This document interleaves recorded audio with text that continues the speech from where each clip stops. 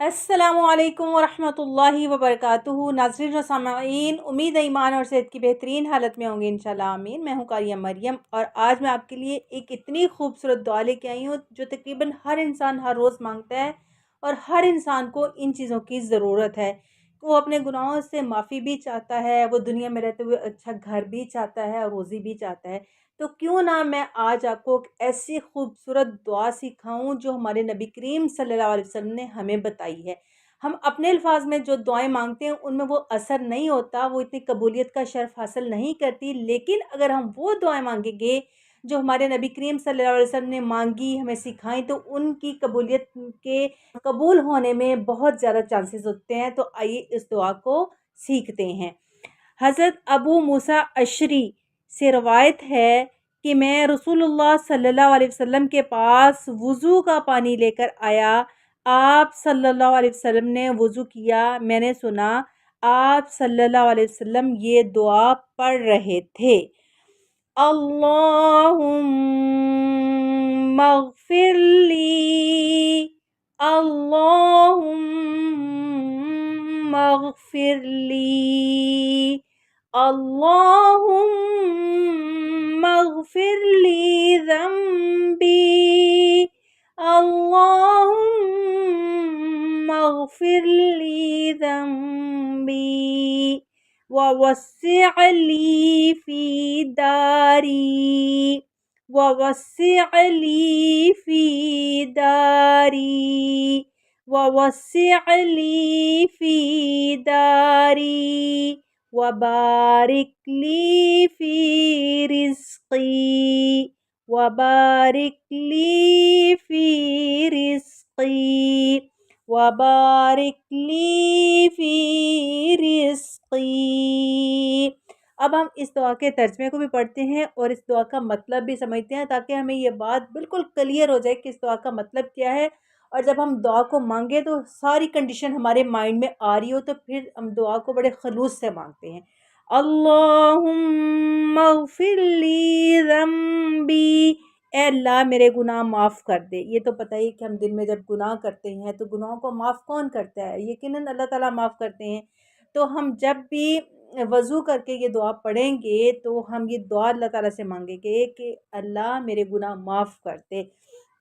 उसके बाद हम कहेंगे ववस्सिअली फ़ी दारी, मेरे लिए मेरा घर वसी कर दे। वसी घर से क्या मुराद है? एक तो इससे ये मुराद है कि आपका घर बड़ा हो, और दूसरा इससे मुराद ये है कि जैसे अगर आपको किराए किराए के घर में रहता है तो अल्लाह ताला उसको अपने फ़ज़ल से अपना घर अता कर दे, ये भी इसमें आ जाता है। और सबसे बड़ी बात ये आ जाती है कि घर का बड़ा होना या अपना होना मायने नहीं रखता, घर में सुकून होना असल बात है। कि अगर हम ये दुआ मांगेंगे तो घर अगर छोटा भी है तो अल्लाह ताला उसमें इतना सुकून देंगे कि इंसान पुरसुकून हो जाएगा। बाज़ दफ़ा यूँ होता है कि घर बड़े-बड़े होते हैं लेकिन उनमें सुकून नहीं होता है। तो अल्लाह ताला से ये दुआ माँगते रहना चाहिए कि घर जैसा भी हो, छोटा हो, बड़ा हो, जैसा भी हो, लेकिन उसमें सुकून हो। इसके बाद है वबारिक ली फ़ी रिज़्क़ी, और मेरे रिज़्क़ में बरकत दे, और बरकत दे मेरे रिज़्क़ में। तो रिज़्क़ में बरकत क्या है? एक तो ये है कि अल्लाह ताला आपको वसी रिज़्क़ दे, अल्लाह ताला हम सबको वसी रिज़्क़ दे, रिज़्क़ की फरावानी हो। और रिज़्क़ में बरकत ये भी है कि जो थोड़ा भी हो उसमें भी अल्लाह ताला बरकत डाल दे। कहते हैं कि ऐसा लगता है कि पता नहीं पैसा कहाँ से आ रहा है, हालाँकि कमाने वाला तो एक ही फ़र्द है, तो ये इसको कहते हैं बरकत। और दूसरा बरकत ये है कि घर के सारे अफ़राद तंदुरुस्त रहें, ये भी घर में बरकत है। सुकून हो घर में, ये भी घर में बरकत है। और ज़्यादा जो रिस्क होना ये तो बरकत है ही, लेकिन और भी इसकी बहुत सारी कंडीशंस होती हैं।